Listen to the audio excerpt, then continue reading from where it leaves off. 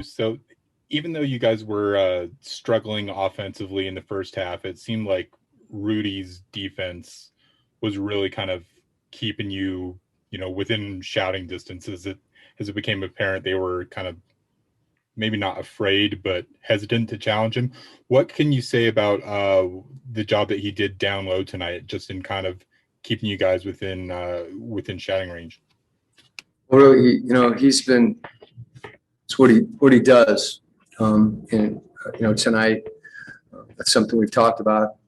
Defending, even when we're not playing as well in the offensive end. And I thought the second half we started pushing the ball on some of the stops we got. And as you said, he can't take it for granted because he just impacts the game, impacts it in a lot of ways. And tonight you saw it on the defensive end as well. I shouldn't say as well. Tonight you saw it on both ends. Kristen Kenny, Jazz TV. Building off of that, Coach, can you just describe his mentality? I mean, we're talking about him tonight in the game and just noticing that he's always playing with an edge, like a chip on his shoulder. Well, I just think he's competitive.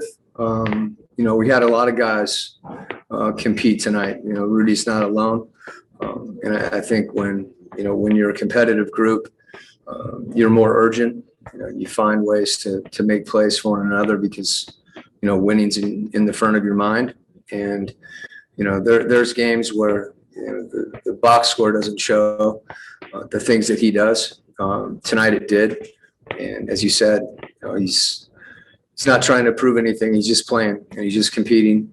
And, that's what we get from our whole group. And, he can lift you when he's doing that, particularly on the defensive end. Ben Anderson, KSLSports.com. Quinn, out of my own ignorance, how similar is the way Joe plays now to the first time you saw him when he was in Europe, and how much has changed? Well, I think he's grown as a player. It's hard to compare. Well, it's not hard to compare.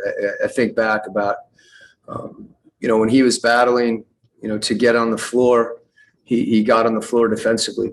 And, that's something I think, it's hard to maintain consistency defensively, as you're playing 34, 35, 36 minutes.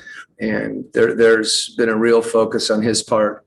He can do it. He's playing more minutes right now with Mike out, but I think he's really purposeful on the defensive end. His pick and roll game is something, that he's developed, the synergy that he has with our bigs, with Rudy and Fave. And I think, he's also really improved his finishing. And, when you get the threat of finishing and also dropping the ball off to the big, that opens other things up as well. So I think the fact that he started to play a lot of pick and roll over a few years, he's just gotten better at it. And he's finding more people and making better reads. And the other thing, he jokes about it. We joke about it a little bit now. Is he's not hesitated at any point on a shot and taking it in transition, taking it off the dribble. He's always been a great catch and shoot guy in the half court.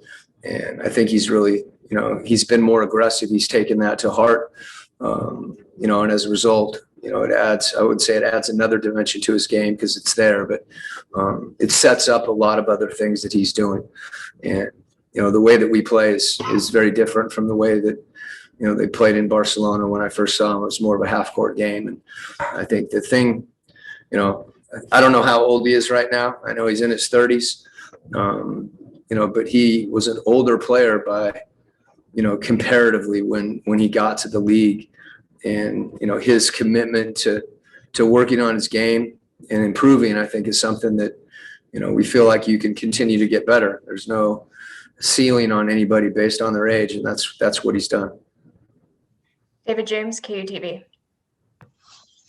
Obviously, they had to start a different kind of lineup with the guys they're missing, but how much does that group's energy and the way they defended the three-point line early in the game give you guys a problem? And how much do you think you'll see teams try to copy that later on? Well, I think teams want to take away the three. They want to take away the rim. And they're one of the best defensive teams in the league. Obviously without some of their guys, they're different the same way. Any team is different, but they compete regardless, and they're a really good team, and they play really good defense, and that's a credit to Ty and their whole team. They're shifted, they're disciplined with what they do, and they play really hard. So that combination is going to make you a good defensive team, and we're always going to have to work to try to get the things that we want, and they make it hard. Last question, Andy Larson, Salt Lake Tribune. Quinn, with that defense, you guys struggled to break it down in the first half in half court. Second half, you guys got out in transition a little bit more, but even just on the half court possessions, you had more success. What was it that led to that success in half court specifically? Well, I think whether it's a make or a miss, pushing the ball and playing, with force, it's easier to do. I think, when you get stops, because there's more, possibilities there, guys run with more of an expectation that they may get the ball. I didn't think we did that on makes or misses in the first half. And as you said, I think they feed off each other. There's no reason that we shouldn't be running, particularly our wings and our bigs, to spacing on makes as well. But if you start a possession, with force and with precision in terms of your spacing, good things happen. You can usually carry that through. And we weren't running hard enough at the start of the game. And usually that means we're not spaced well. And if we're not spaced and we're not running, things are going to bog down.